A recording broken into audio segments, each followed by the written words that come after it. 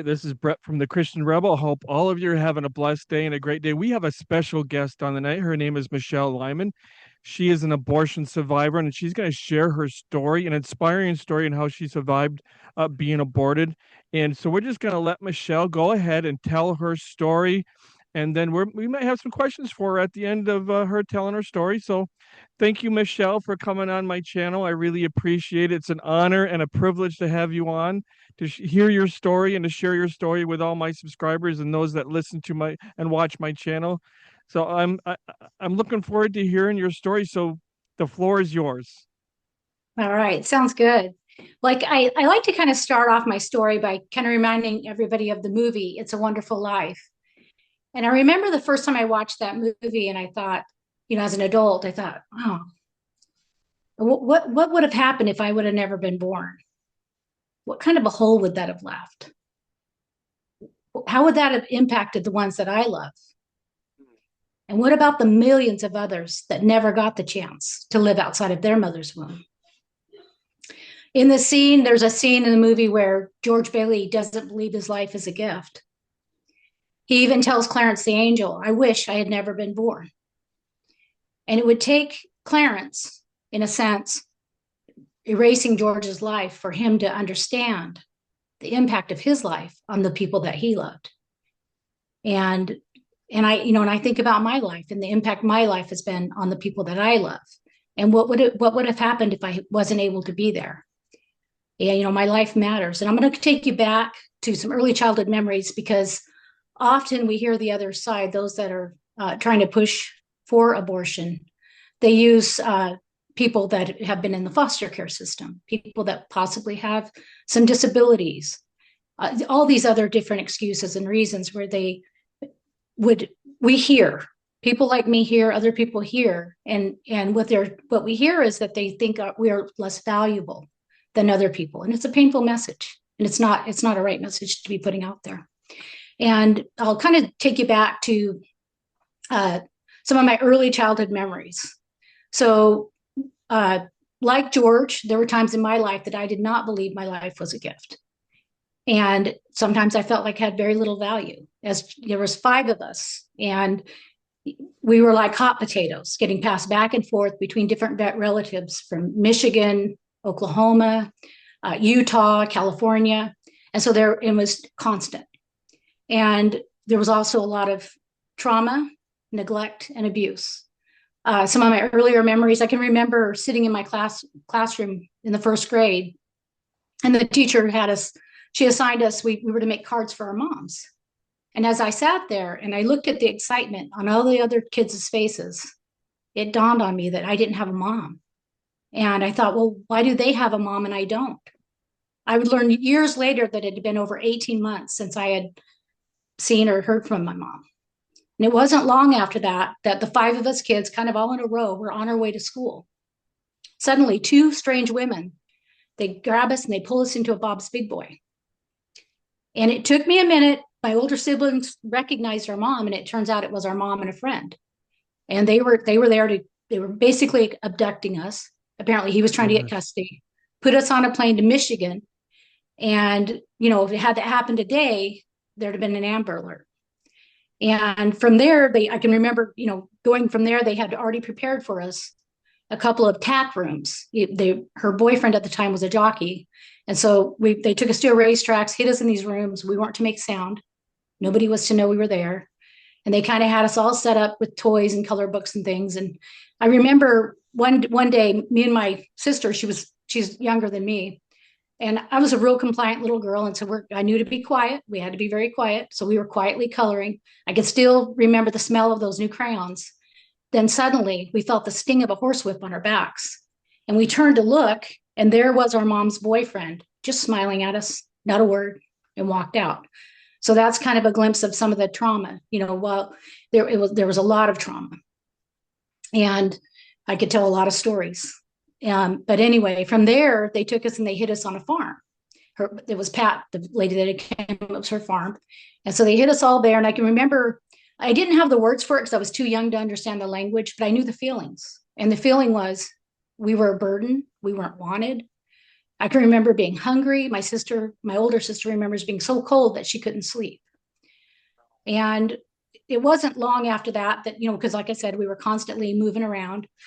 And when I was probably about 10, I went to live with my grandmother, my maternal grandmother in California. And it was there that she told me that I had a different dad than my siblings. Now, considering this, I can understand why they didn't feel like my life was a gift. And, and being in school too, we're constantly moving. It was obvious I was poor. I was extremely shy. And so I was, the bullies, I was a target for the bullies. And so not only was home not a safe place, but school wasn't either. And up until I was in middle school, and there was a group of girls that they were so incredibly mean. But one girl stood up for me, and at the cost of losing all of her friends. And she was a gift. She was a true gift from God. And a little later, I moved from there about 70 miles away back from my grandmother to live with my mother. And when I was living with my mom, not only did I not believe my life was a gift, some things had happened, but I felt it was too painful to continue to live. And so I decided I was done. I took a handful of her Valiums, crawled on the couch, went to sleep, and figured that was it. I was going to wake up in heaven. And I remember when I woke up, I was so upset. I didn't want to be here. I didn't want to be alive. And that's how desperate and that's how dark things were for me. Shortly after that, I decided to leave home with no place to go. And you can only imagine a 15-year-old on the streets of Los Angeles. But thank God he intervened. And Wendy, my friend, asked her mom if I could come and live with them. And she said yes. And so God protected me. And I remember living with them as a 15-year-old. And we had to go to school. We had to go to church. We couldn't wear certain clothes or watch certain movies. And I pretended I was bothered by all of her mothering, but I loved it because she made me feel like she saw my life as a gift, that I mattered. Yeah. And then when I was 16, I decided to go and live with a family member in Vegas. And often there was about a 200-mile trip from Vegas back to Southern California to visit with my mom and my siblings. And it was there when I was 17, I was sitting with her in her room, our little round table. And as we sat there was just this incredible connection like I'd never felt before. And it was really special. And I think she felt it too. And I think it was a God thing. And I think that's what prompted her as she looked at me with all this love in her eyes. And she said, "Missy, it's a miracle you're even alive." Now, growing up, I'd often heard the stories about how I'd been ran over twice as a toddler. The second time, a truck ran over my body, stopped on top of my head. The driver got out thinking he'd ran over a toy, and there was my head underneath the tire of the truck. And in a state of shock, he backed off my body, crushing it for a second time. And I lived. So that's what I thought she was talking about. I'm thinking, yeah, of course, my life is a miracle. But as she continued to share, I could not believe what I was hearing. See, I knew that my life began as a result of an affair. But what I didn't know was that in an effort to cover up that affair, she chose to have an abortion. So she went on to tell me how she'd met a man in a bar who told her he could take care of her problem. He led her up the stairs to a room where he had all the tools, everything he needed to perform it. And there he performed it. And she would leave that smoky bar thinking she was no longer pregnant. She was hemorrhaging so bad, she thought she was going to die. And because it wasn't legal at that time, I think she was afraid to get medical help. And it'd be a couple months later that she realized that she was still pregnant. And she told me, she said, I was going to seek out another abortion, but then I was just suddenly overcome with the fear of God and thought I better not. And so, at 17, when you hear that news, I mean, for me, I grew up in the late 70s, early 80s. And so I was aware of the value that our culture placed on those unwanted babies. And that's what hurt the most. I wasn't mad at my mom, but it just really rocked me. It just was like a kick in the gut because, I'd already been through so much. And then it was like, you have no value. You're worthless. Our culture says that those babies have no value. They're not given any dignity. And that became a part of my identity. And it would be 38 years later before I discovered the Abortion Survivors Network. And so I kind of lived with that secret. Me and my mom, we didn't talk about it. It just was something that was just real painful. I carried a lot of shame, a lot of guilt. And anyway, and then once I discovered the Abortion Survivors Network, and they have got a healing curriculum, they, just that, even that community, being able to be a part with other people that understand what you've been through. And so anyway, with that, they hooked me up with a speaking coach, and now I'm able to share the story, which is healing not only to me, but I think to hearers as well. And anyway, so then, fast forward, now I'm in my early 20s. I'm a single mom, and I find myself pregnant by a man I barely know, and then wanted to cover up my own sin, and in my own shame and secrecy, I had a decision to make. I had a choice to make. And I decided I would marry him, and that's what I did. And it was like right away I realized, oh boy, I've married a very abusive and violent alcoholic. So I felt so trapped, and then it was there. I kind of came to a crossroads, and I felt like I'm messing up my life. This isn't the life I want for myself and my children. So there in the back of a little shop where I worked, I remember just surrendering my life to him. God, no, I don't want, even though I don't feel like doing this and I don't want to do this, I don't care. I'm going to do what you want me to do because I trust you. I'm making a mess. And so when I really had that surrender of my heart, God began to move. And within a week, we were invited to church, and we were at this church service. I'd never seen anything like it. This man's calling people up, and he's praying over them, kind of reading their mail. And he calls us up, and we go up for prayer. And he's praying over us. And part of his prayer over me was, Father, I see her standing in her kitchen, giving you praise for what you're doing in her husband's life. And sister, God wants you to know that he inhabits the praises of his people. See, nobody knew earlier that day I'd been standing in my kitchen. There's no window, and very, very pregnant. And the thought occurred to me that the Bible says we're to give God thanks in all things. So with the right heart and the right attitude, I began to pray. And my prayer went something like, God, I thank you that I'm married to an alcoholic. God, I thank you that he went to the bar, and when he was at the bar, he got in a fight. And then and because of the fight, he now has a broken arm. And because he's got a broken arm, he lost his job. And with the job went the insurance. I don't even know how we're going to pay our rent, let alone for the birth of this baby, God. But I know you're good. And God did a miraculous work. And not only did he bring healing and restoration in my own heart, see, God not only saw me in the kitchen, but he saw me in my mother's womb and protected me there. And his hand's always been protecting. He's always in the background. And God did a miraculous work in my husband. We were married almost 40 years. He just passed away last year. But, we have together, because he had children before we got together, but together we have 10 children, 21 grandchildren, and 3 great-grandchildren. And I'll tell you what, generational chains have been broken. God has brought us out of the darkness into the light, and they're going to continue his legacy by being a light in this world. And so, God's such a beautiful redeemer. Yes, he is. And then, and so, I'm super grateful for everybody that's a part of the work in the fight for those that don't have a voice. And that's I'm so thankful I came across the Abortion Survivors Network website.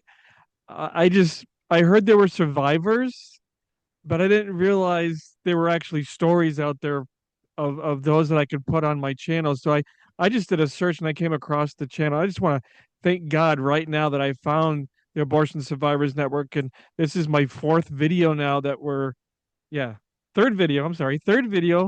And we got a 4th one coming out again later this week. So my question for you, you said you went through a lot of trauma trauma or heartache when you first heard the news that you were almost aborted. What would you tell other women out there that have maybe done the same thing to their daughters, or the babies that have survived out there and they don't know where to go? What would you say to them? Oh, definitely get in contact with the Abortion Survivors Network, because that's where they're going to get a lot of support, a lot of healing. And it's, and then thinking about it too with my mom, like I said, we didn't talk about it much until I got connected with the Abortion Survivors Network. Then I went to her and I was asking her questions, and I wanted to get answers so I would understand the story fuller. And I'll tell you what, that brought a lot of healing to her. She was my biggest champion. I mean, she wanted me to get out there and speak and share, and so that released her from the shame and the guilt, knowing that God was using it he was repurposing it, the pain, and that, and then she got a second chance. And the other thing, she had 7 children.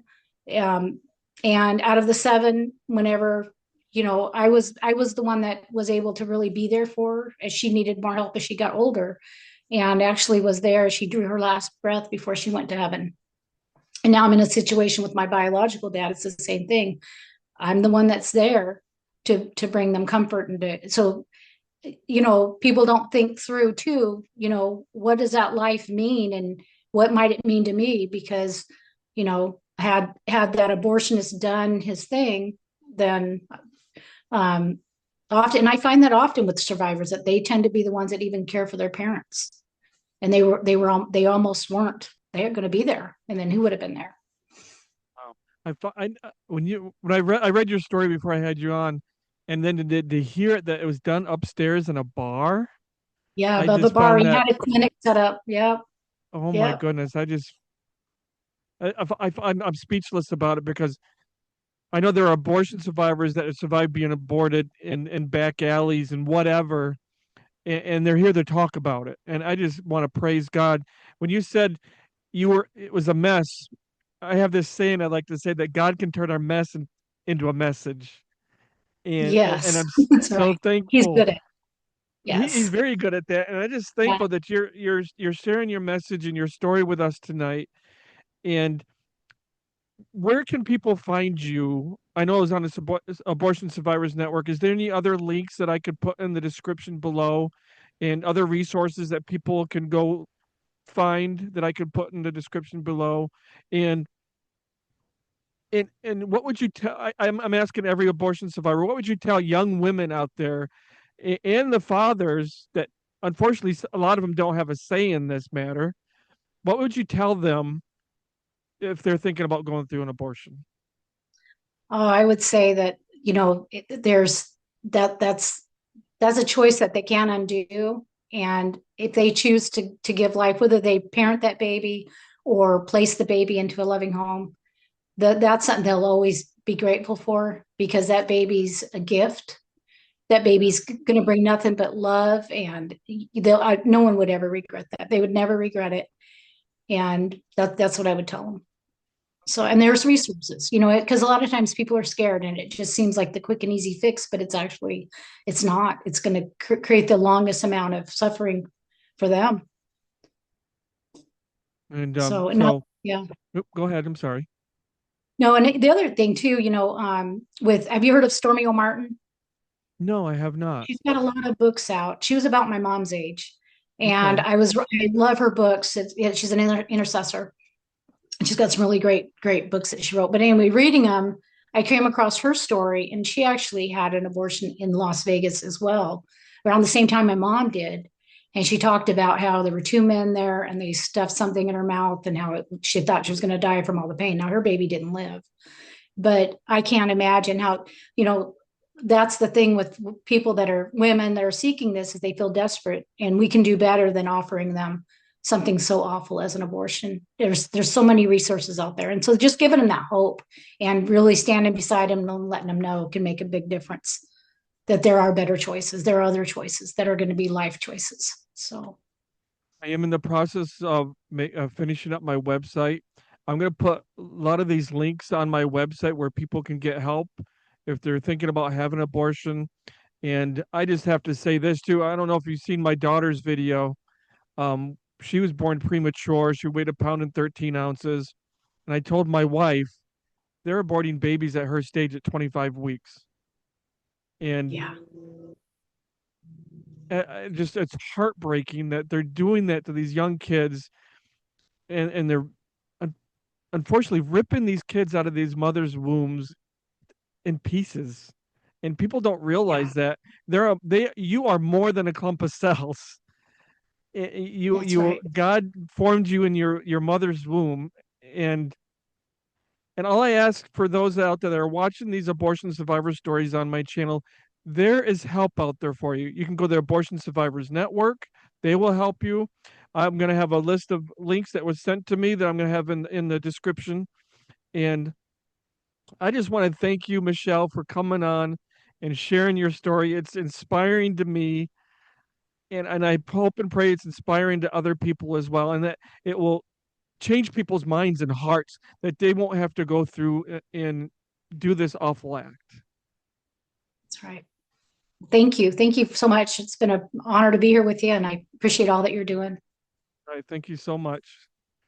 Thank you. All right. Again, that was Michelle Lyman. Go to the abortionsurvivorsnetwork.com or .org. And to get more information, I want to thank you all for watching. Please like, subscribe, and share. And be a rebel and follow Jesus. Romans 12:2. Do not conform to the pattern of this world, but be ye transformed by the renewing of your mind. Always choose that narrow path. And until next time, you guys keep the faith.